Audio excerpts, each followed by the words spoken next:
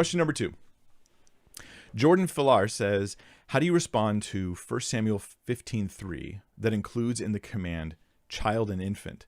It doesn't ruin my trust in God's goodness, but it is hard to understand or explain. Any insight you have is appreciated. All right, this is a very difficult passage to talk about. So 1 Samuel 15:3.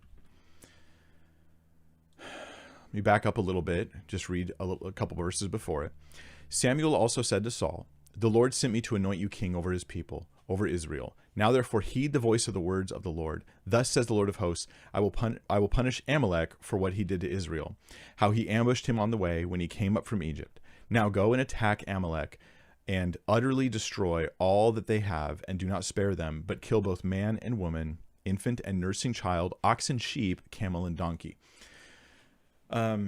So there's basically 2 different roads I've seen people go down. I'll offer one background detail on this, and then I'll offer 2 different sort of approaches people have, and then maybe some pastoral insights that you might be helpful for you. The background is this. The number of people, the size of the groups, and the types of places they were attacking were more military focused. This seems to be the case from the studying I've done on it, that these are not what you're thinking of as these big, like populous cities or something like that, but rather smaller military outposts. We don't know. So, okay, then there's the 2 roads people go down. That's the background there. One road is to say, hey, this is what Paul Copan does, I believe. And he talks about this in his book.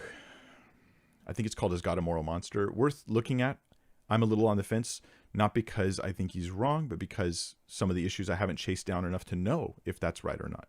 So I just, sometimes you hold things and you juggle them for a while as you're working through them. And so his view is, as I understand it, when this is destruction language that is similar to modern destruction language, like when you say, I annihilated them.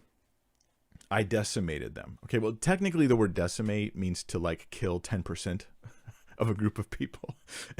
And so if like we say, well, there's this sports team decimated that sports team.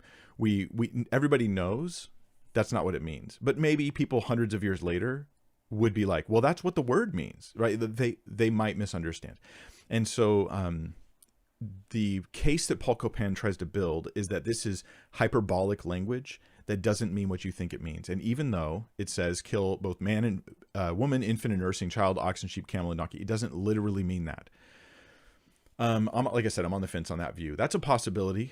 Now there's another approach, and I'll just call this my approach for the moment, which is, I think that it does seem there were probably less people and less women or potentially babies, right? Or even animals than what we would think of there, especially being that it was more of a military outpost. I'm sensitive to the idea that there could have been really women and infants at this location.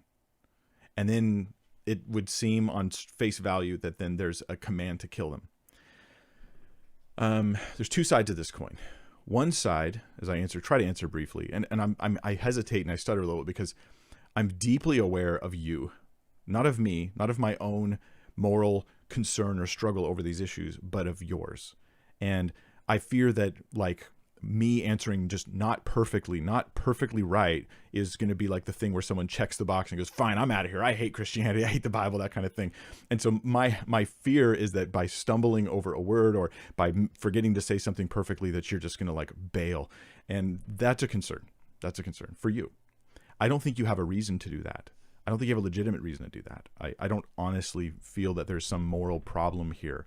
I think it's a challenge, but not a problem. Maybe that's a weird term to use. I think it's difficult for us, but I think ultimately here's a moral truth, I believe. God has sovereign right over the lives of humans to kill and to make alive. Now, this is a big statement, but don't get me wrong. God has, not you have, not I have. This is why when somebody does something wrong, we would sometimes hear people say, well, who do you think you are, God? Right? Like, or doctors that have like a God complex, like they have some right to do this or that to a person experimentally. And we would say, yeah, who do you think you are, God? I'm just saying, like, God is God, and he does have a right to judge mankind.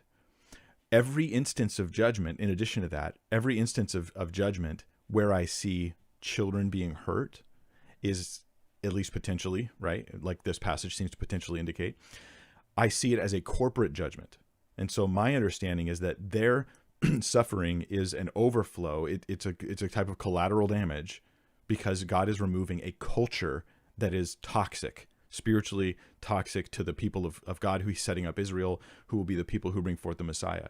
So this is like a large judgment.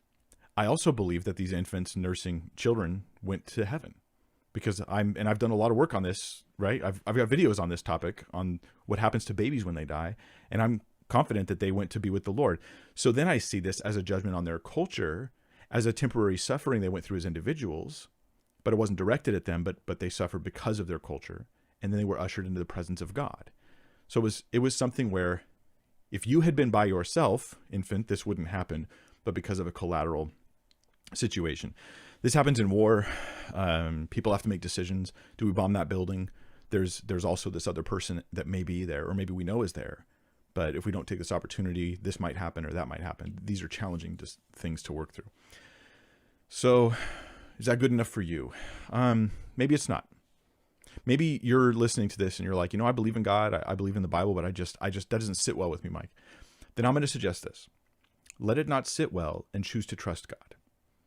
I think that's a completely fair answer, right? I don't understand this, but I will throw back to this one possibility that maybe this is bigger than me, and maybe I'm trying to judge God's actions with my limited knowledge, with my limited understanding, and with my current perspective, and so I'll just give him the benefit of the doubt because God is worthy. That would be, I guess, the final thing I'd suggest there. Yeah, so I hope that some of those insights help, and we'll move on to the next question. If not, take it as my failing, not a failing of the Lord.